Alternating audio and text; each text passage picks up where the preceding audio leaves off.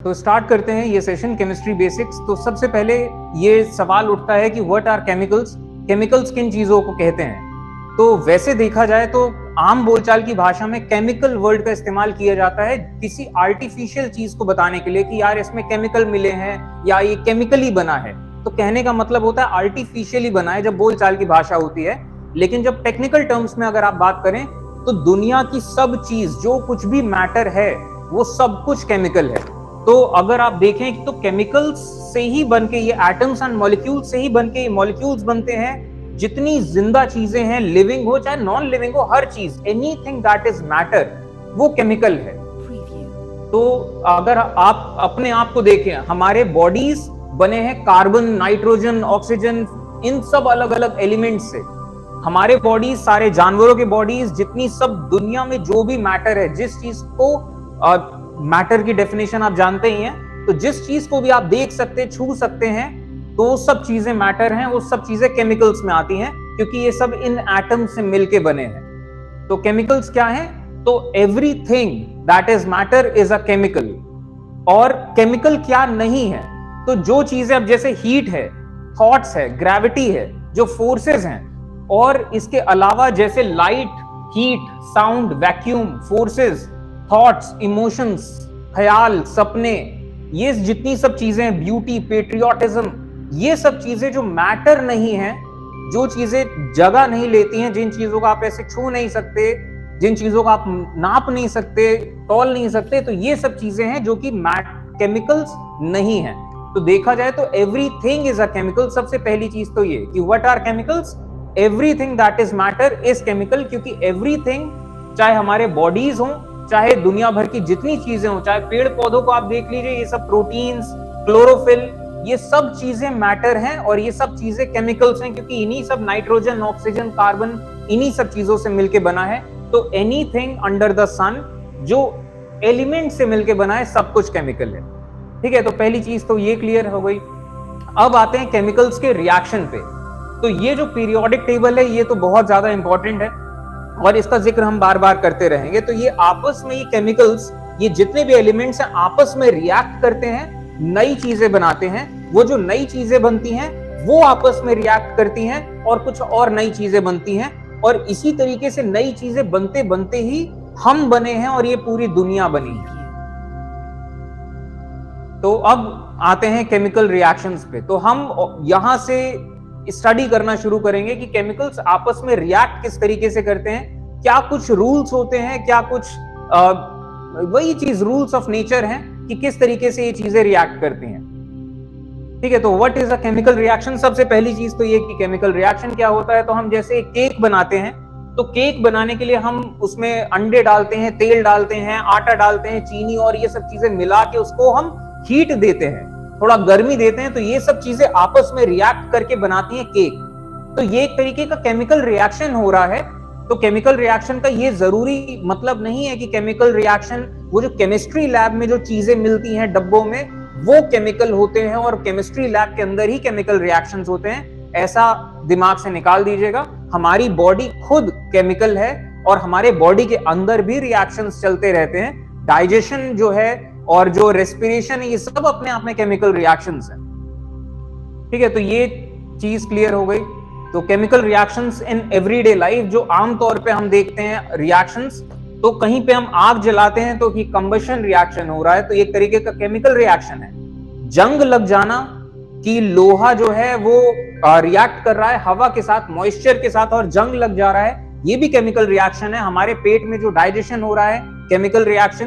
पेड़ जो है, जो सनलाइट का इस्तेमाल करके वाटर मॉलिक्यूल को स्प्लिट करते हैं और उससे एनर्जी बनाते हैं, ये फोटोसिंथेसिस भी एक केमिकल रिएक्शन है। बैटरीज में केमिकल रिएक्शन हो रहा है। फर्मेंटेशन, जब कोई चीज को आप धोते हैं तो ये धोना भी एक तरीके का केमिकल रिएक्शन है। जो कोई चीज पकाते हैं तो ये पकाना भी एक केमिकल रिएक्शन है। तो ये केमिकल रिएक्शन से हमारी एवरीडे लाइफ घिरी हुई है, हम खुद केमिकल रिएक्शन से घिरे हुए हैं। तो केमिकल रिएक्शंस, तो ये सब मत सोचिएगा कि बस वो केमिस्ट्री लैब में जो चीजें हैं वही केमिकल हैं और वही केमिस्ट्री है। वहां तक केमिस्ट्री देखा जाए तो पूरी दुनिया ही केमिस्ट्री है। तो खैर, केमिकल रिएक्शंस, जो चीजें रिएक्ट करती हैं, अब जैसे हाइड्रोजन रिएक्ट करता है ऑक्सीजन के साथ, और बनता है वाटर। तो ये हो गए रिएक्टेंट्स, हाइड्रोजन एंड ऑक्सीजन हो गए रिएक्टेंट्स, और ये हो गया प्रोडक्ट जो चीज फाइनली बन रही है। और ऑब्वियसली हम बैलेंस करके लिखते हैं, बैलेंसिंग अभी आगे आएगा। तो हम ये कैसे जान सकते हैं कि कोई केमिकल चेंज हो रहा है? तो कुछ प्रॉपर्टीज हैं केमिकल चेंजेस की। अब जैसे कि एग्जांपल, कहीं पे भी जो कहीं हीट आप दे रहे हैं या फिर हीट कहीं से निकल रही है, या लाइट या साउंड, तो केमिकल रिएक्शंस में ये होता है आमतौर पे कि हीट एक्सचेंज या लाइट या साउंड का एक्सचेंज होता है, या तो फिर कहीं गैस निकलती है, या तो फिर चेंज ऑफ कलर होता है, या तो फिर कोई प्रेसिपिटेट बनता है, या तो फिर थोड़ा महक या टेस्ट में चेंज आ जाता है, डेंसिटी या टेम्परेचर में चेंज आ जाता है। तो ये सब चीजें केमिकल रिएक्शंस हैं। अब जरा देखना शुरू करते हैं इन सब अलग अलग चीजों को। Evolution of gas.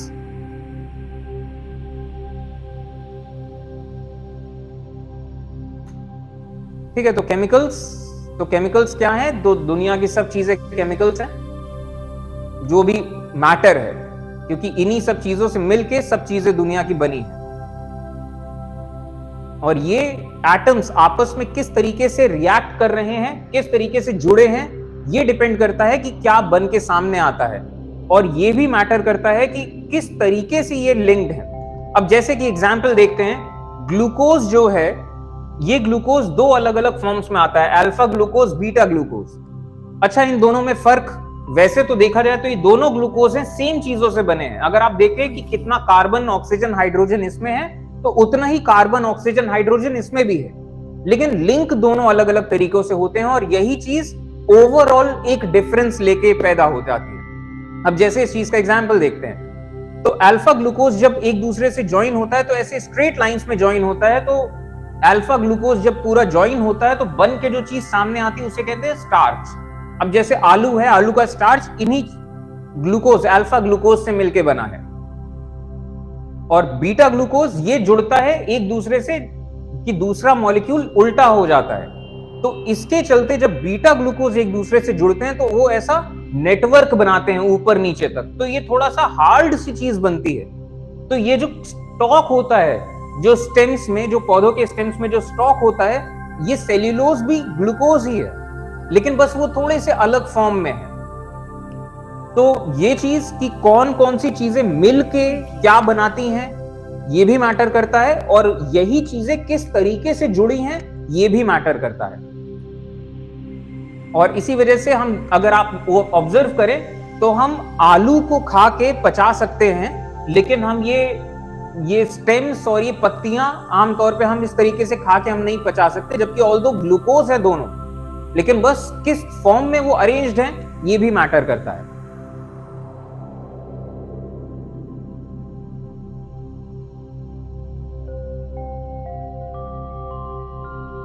तो अब आते हैं केमिकल रिएक्शंस पे। तो केमिकल रिएक्शंस हमें आमतौर पे अपनी जिंदगी में कई बार देखते हैं। अब जैसे फल हैं, फल थोड़े टाइम में सड़ने लग जाते हैं, इनका कलर चेंज हो जाता है, इनकी महक चेंज हो जाती है, इनका टेस्ट चेंज हो जाता है।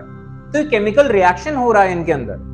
तो वही चीज दोबारा दोहराता हूं कि केमिकल रिएक्शन जरूरी नहीं कि किसी लैब के अंदर हो रहे हैं। चीजों में जंग लग जाता है, कलर चेंज हो जाता है बर्तनों का, तो ये सब चीजें केमिकल रिएक्शंस हैं।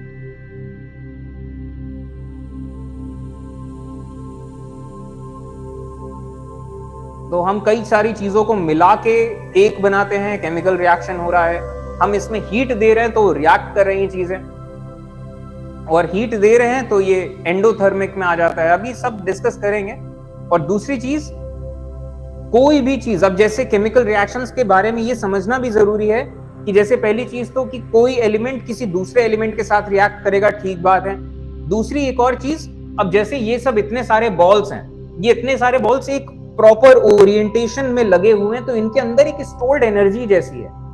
अब जब हम किसी भी वजह से अगर ये टूटता है तो ये अलग अलग चीजों में डिवाइड होगा। तो वही चीज होती है एलिमेंट्स के साथ भी। तो जो बड़े मॉलिक्यूल्स हैं, जब इनको हीट मिलता है या फिर किसी भी वजह से एक्साइट होते हैं, तो ये टूटते हैं अपने कॉन्स्टिट्यूएंट्स में और अलग अलग प्रोडक्ट्स बनते हैं। तो केमिकल रिएक्शंस ये सब हम देखते हैं अपने लाइफ में। तो कंबशन, हमने माचिस जला के हमने जो लकड़ी जलाई, तो लकड़ी में जो स्टोर्ड एनर्जी है, वो स्टोर्ड एनर्जी अब जब इसमें हीट इतना ज्यादा आ रही है तो स्टोर्ड एनर्जी निकल रही है, तो हमें गर्मी का एहसास हो रहा है।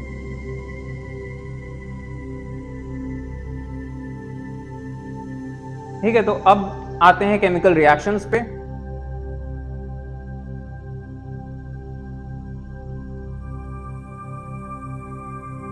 तो जिंक को जैसे हम डालते हैं सल्फ्यूरिक एसिड में, तो जैसे हमने ये देखा कि केमिकल रिएक्शन हो रहा है, तो हम कैसे पहचान सकते हैं कि किसी चीज में केमिकल रिएक्शन हो रहा है? तो जैसे हम ये कहते हैं कि कहीं से गैस अगर निकलती है, या चेंज ऑफ कलर होता है, या एक्सचेंज ऑफ हीट होता है, तो ऐसे कई सारी चीजों के चलते हम कह सकते हैं कुछ केमिकल रिएक्शन हो रहा है। तो एग्जाम्पल देखते हैं, हम जिंक को डालते हैं सल्फ्यूरिक एसिड में, तो हम थोड़े टाइम में ऑब्जर्व करते हैं कि गैस के बबल्स निकल रहे हैं। तो ये जो हमने देखा कि नहीं, इवोल्यूशन ऑफ गैस एक तरीके का साइन है कि केमिकल रिएक्शन हो रहा है, कि गैस निकल रही है। तो गैस निकलती है तो कैसे निकलती है, उसका एक एग्जाम्पल है इवोल्यूशन ऑफ गैस।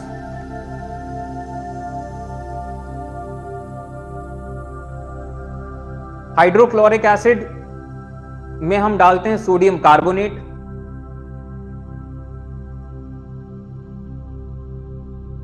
तो इसमें भी हम ऑब्जर्व करेंगे कि गैस के बबल्स निकल रहे हैं।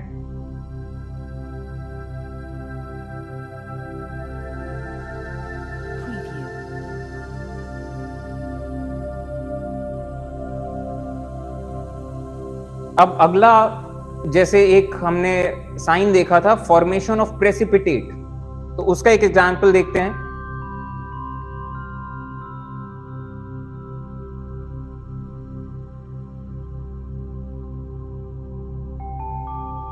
तो लेड नाइट्रेट एक्वस फॉर्म में, यानी कि ये लिक्विड वाले फॉर्म में लेड नाइट्रेट, अभी तक क्लास 10th में आप लोग आ गए हैं तो अभी इतना तो बेसिक थोड़ा बहुत याद हो गया होगा कि लेड Pb है, नाइट्रेट NO3 है, और अपने अपने वैलेंसीज के मुताबिक ये जुड़ते हैं और एक मॉलिक्यूल बनाते हैं। ठीक है, तो वैलेंसीज और कैसे मॉलिक्यूल्स बनते हैं, ये सब चीजें भी इसी चैप्टर में हम डिस्कस करेंगे आगे चल के। तो हम पोटेशियम आयोडाइड जो एक्वस फॉर्म में है, उसको हम मिलाते हैं लेड नाइट्रेट के साथ, ये भी एक्वस फॉर्म में है।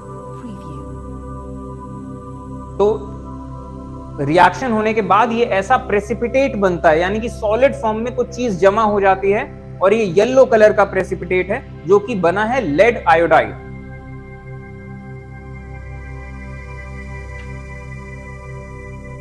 तो ये फॉर्मेशन ऑफ प्रेसिपिटेट हो गया, और ऐसे रिएक्शंस को हम प्रेसिपिटेशन रिएक्शन भी कहते हैं। और ये बैलेंस्ड इक्वेशन है ये इस वाले रिएक्शन का, और बैलेंसिंग भी हमें थोड़े टाइम में डिस्कस करेंगे कि इनका वैलेंसी क्या होता है, किस तरीके से जुड़ते हैं। और ये एक तरीके का एग्जांपल है डबल डिस्प्लेसमेंट रिएक्शन का। ये टाइप्स ऑफ रिएक्शंस में हम देखेंगे आगे।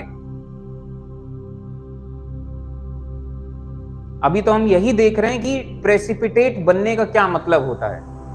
एक अगला एग्जांपल देखते हैं। अब ये एग्जांपल हम देखते हैं एंडोथर्मिक एंड एक्सोथर्मिक रिएक्शंस का, कि हमने जैसे अभी तक ये देखा कि हीट एक्सचेंज होता है, क्या पता हीट आपको देनी पड़े, क्या पता हीट वो निकाल रहा हो।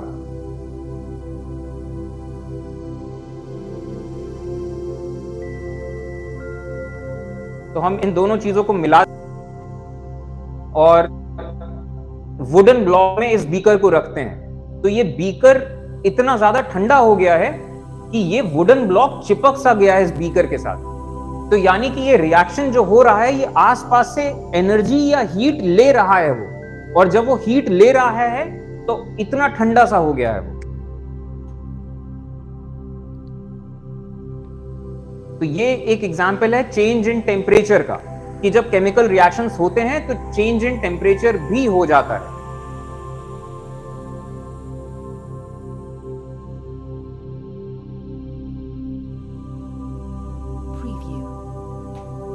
ठीक है, तो ये कुछ हमने ये देखा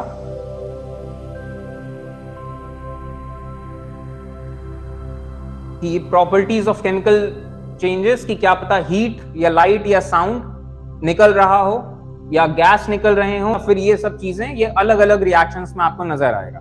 और जैसे जैसे इस चैप्टर में हम आगे बढ़ेंगे और केमिस्ट्री में आगे बढ़ेंगे तो आपको ऐसे कई सारी चीजें, केमिकल्स, रिएक्शंस, ये सब दिखाई देते रहेंगे। तो हमने जिंक को डाला सल्फ्यूरिक एसिड में, तो हम यहां से देखते हैं कि जिंक कहां है, सल्फ्यूरिक एसिड की चीजें कहां हैं। जिंक और जिंक को पीरियोडिक टेबल में प्रॉपर तौर पे इस तरीके से दिखाते हैं। ये सिंबल हो गया जिंक के ऊपर, ये जो 30 है एटॉमिक नंबर यानी कि number of protons, electron configuration कि इसके इलेक्ट्रॉन्स किस तरीके से अरेंज्ड हैं, और फिर इसके बाद एटॉमिक वेट कि 30 प्रोटॉन्स हैं, और प्रोटॉन्स एंड न्यूट्रॉन्स का अगर वेट ले लिया जाए, क्योंकि इलेक्ट्रॉन्स को हम मोर और लेस वो मासलेस होते हैं, बहुत ही कम मास होता है उनका, तो एटॉमिक वेट इसका ये है mass of protons plus mass of neutrons. और इसके बाद ये वैलेंस ऑक्साइड्स, इसका क्रिस्टल स्ट्रक्चर दिखाया गया। ये सब चीजें हैं जो पीरियोडिक टेबल में दिखाई जाती हैं किसी भी एलिमेंट से रिलेटेड। तो जिंक 30 इलेक्ट्रॉन्स और इसका इलेक्ट्रॉनिक कॉन्फ़िगरेशन 2, 8, 18, 2 और 4 वैलेंस शेल्स हैं इसके। और आउटर मोस्ट शेल में अगर आप देखें तो 2 वैलेंस इलेक्ट्रॉन्स हैं। तो 2 वैलेंस इलेक्ट्रॉन्स जो आउटर मोस्ट शेल में है, जिंक हमेशा इस फितरत में रहेगा, इस कोशिश में रहेगा कि इन दोनों इलेक्ट्रॉन्स को मैं किसी और को पकड़ा दूं तो मैं एक स्टेबल सा हो जाऊंगा, एक स्टेबल से कॉन्फ़िगरेशन में। तो जिंक की वैलेंसी हमेशा ये रहेगी कि 2 इलेक्ट्रॉन्स इसको देने हैं, तो +2 कि 2 इलेक्ट्रॉन्स दे देगा तो +2 वाले ऑक्सीडेशन स्टेट में या चार्ज में आ जाएगा। और H2SO4 दूसरी तरफ अगर हम देखें तो H2SO4 किस तरीके से सल्फर, इसके चारों तरफ ऑक्सीजन, और ऑक्सीजन से इधर इधर 2 हाइड्रोजन जुड़े हुए हैं। तो ये डॉट स्ट्रक्चर हो गया। इसी तरीके से हम ये दूसरे तरीके से भी दिखा सकते हैं। ये लेविस स्ट्रक्चर है कि हम बॉन्ड्स इस तरीके से दिखा रहे हैं कि सिंगल बॉन्ड से जुड़ा है, डबल बॉन्ड से जुड़ा है, लोन पेयर है।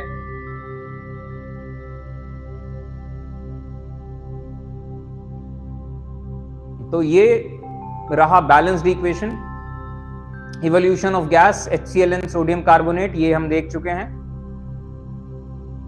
सोडियम कार्बोनेट प्लस HCl, और ये इसका बैलेंस्ड रिएक्शन।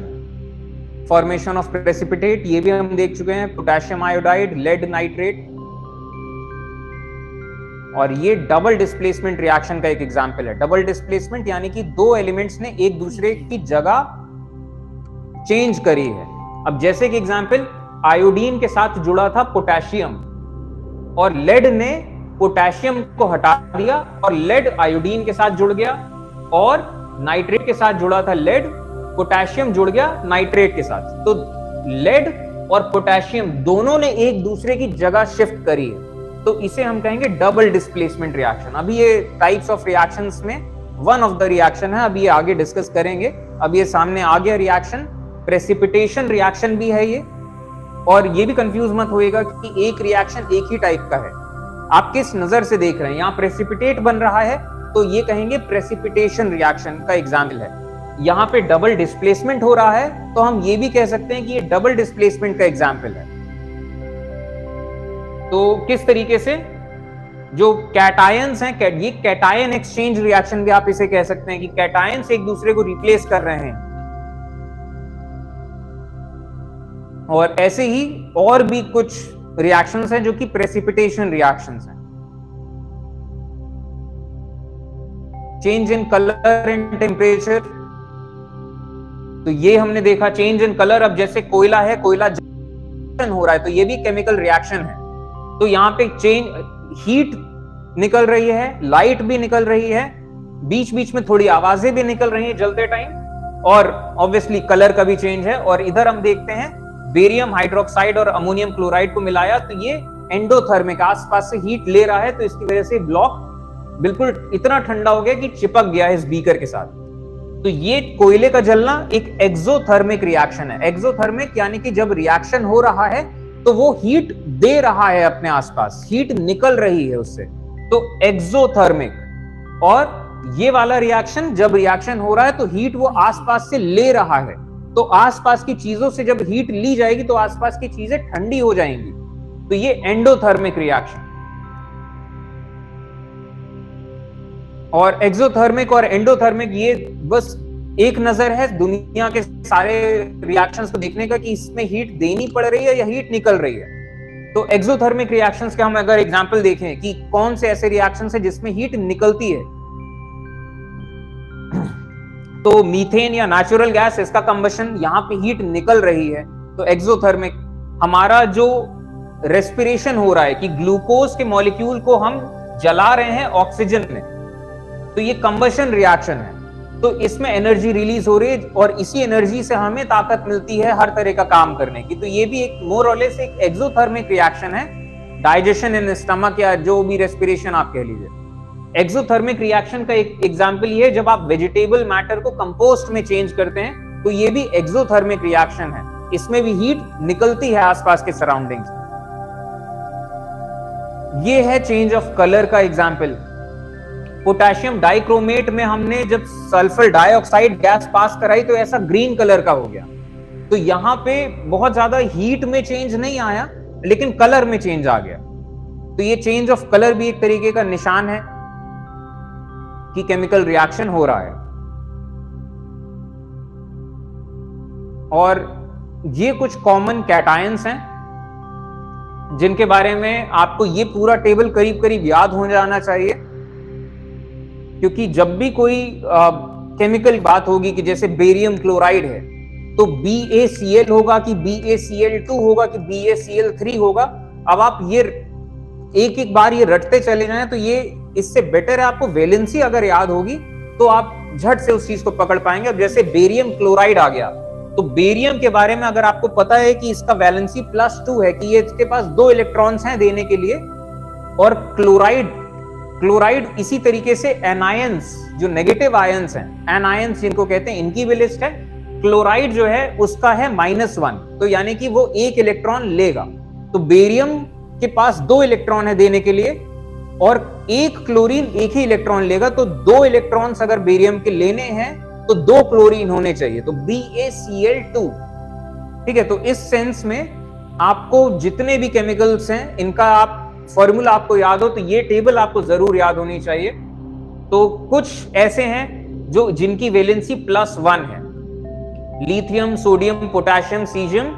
और इसका भी एक पैटर्न है, ऐसा नहीं है कि भगवान ने यूं ही रैंडमली कोई चीज खेल दी है, सब पैटर्न है इसका। जैसे आप पीरियोडिक टेबल देखें तो ये जो ग्रुप 1 है, पीरियोडिक टेबल का भी हम एक पूरा लेक्चर इसका, ये इनफैक्ट आपका ये जो केमिस्ट्री का लास्ट चैप्टर है ये पीरियोडिक टेबल से ही जुड़ा चैप्टर है। और कायदे से अगर देखा जाए आपके सिलेबस में तो ये 5वां चैप्टर पहला चैप्टर होना चाहिए था, जहां हम पीरियोडिक टेबल से इंट्रोड्यूस करवा रहे हैं आपको। लेकिन खैर इसी के दौरान पीरियोडिक टेबल से भी और इंट्रोड्यूस करा देंगे। 9th क्लास में हम वैसे थोड़ा बहुत इंट्रोड्यूस करा चुके हैं पीरियोडिक टेबल को।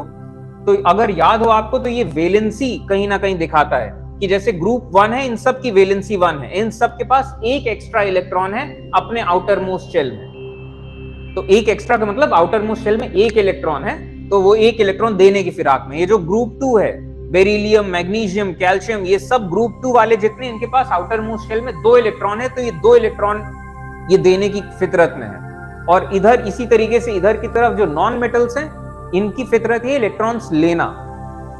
तो जैसे क्लोरीन है, क्लोरीन ग्रुप 17 में है, तो 17 से आप देख सकते हैं कि 7 यानी कि इसके आउटर मोस्ट शेल में 7 इलेक्ट्रॉन्स हैं। तो ये इस फितरत में हमेशा रहेगा फिराक में कि इस कहीं से भी 1 इलेक्ट्रॉन मिल जाए तो हमारा ऑक्टेट कंप्लीट हो जाए। ठीक है, तो ये इस तरीके से अरेंज है। मेटल्स, नॉन मेटल्स, जो मेटल्स होते हैं, मेटल्स इस फितरत में होते हैं कि हम आमतौर पे कि इलेक्ट्रॉन्स दे दें तो कैटायंस बन जाएंगे, पॉजिटिव आयंस, कैटायंस। तो ये सब ग्रुप 1 वाले जितने भी एलिमेंट्स हैं ये सब हो गए, ये इनका वैलेंसी 1। और ये सब मेटल्स हैं हाइड्रोजन को छोड़ के। हाइड्रोजन नॉन मेटल है लेकिन ग्रुप 1 में है। इसके बाद ये सब ग्रुप 2 के हैं, magnesium, calcium, strontium, barium, zinc, cadmium group 2 के हैं, या फिर ग्रुप 2 के ना होते हुए भी आपकी वैलेंसी 2 हो सकती है। तो ये सब 2 वैलेंसी वाले हैं। 3 वैलेंसी एल्यूमिनियम 3+, और इसी तरीके से 3 वैलेंसी में क्रोमियम 3+ एंड आयरन 3+। और एक और चीज, जरूरी नहीं कि कोई एलिमेंट की सिर्फ एक ही वैलेंसी हो, जैसे आयरन 3+ भी हो सकता है और आयरन 2+ भी हो सकता है। 3+ वाले आयरन को क्यों, वो 3 इलेक्ट्रॉन्स दे रहा है, तो ये कहेंगे इसे फेरिक आयरन, फेरिक। और जब 2+ है इसे हम कहेंगे फेरस। तो अगर फेरस ऑक्साइड लिखा हो तो यानी कि 2+ ऑक्सीडेशन स्टेट है आयरन का, और अगर फेरिक ऑक्साइड लिखा हो तो यानी कि +3 ऑक्सीडेशन स्टेट है। तो ये नाम भी थोड़े बहुत याद हो, वैलेंसीज याद हो, तो आपको जब भी कोई केमिकल ऐसा आ गया कि कुछ भी एनीथिंग, तो आप थोड़ा बहुत एक पूरा आपको आइडिया होगा कि उसका क्या हो सकता है। तो जैसे बेरियम सल्फेट तो BaSO4 होगा या BaSO4 होगा, ये आप झट से मेक आउट कर लें। तो खैर, अब यहां से शुरू होता है इस चैप्टर का नेक्स्ट पार्ट, जहां पे हम देखेंगे कि केमिकल रिएक्शंस कितने तरह के होते हैं।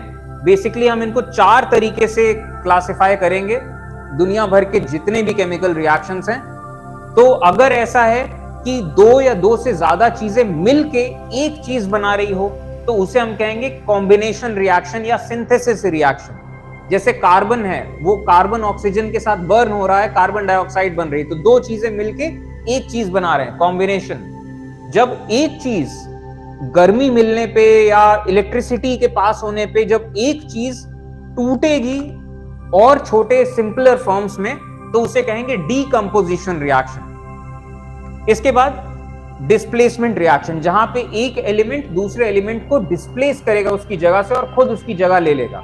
तो हो सकता है कि सिंगल डिस्प्लेसमेंट हो, कि एक चीज ऐसे किसी मॉलिक्यूल से जिसमें 2 हैं, उनमें से किसी एक को रिप्लेस करे, और या फिर डबल डिस्प्लेसमेंट, जैसा हमने देखा कि 2 मॉलिक्यूल्स हैं और दोनों मॉलिक्यूल्स में 2-2 एलिमेंट्स हैं, तो दोनों एक दूसरे को रिप्लेस करें। तो इन 4 तरीकों से हम दुनिया भर के जितने भी केमिकल रिएक्शंस हैं उनको इस नजर से अगर हम देखें तो इन चारों में कोई ना कोई पड़ जाएगा। अब जैसे कि वही चीज अगर हम दुनिया भर के केमिकल रिएक्शंस को इस नजर से देखें कि एंडोथर्मिक है कि एक्सोथर्मिक है, तो भले जो कुछ भी टाइप का हो, वो या तो फिर एंडोथर्मिक होगा या एक्सोथर्मिक होगा। तो इसी सेंस में इन चारों में ज्यादातर ये सब रिएक्शंस किसी ना किसी एक फॉर्म में आ जाएंगे।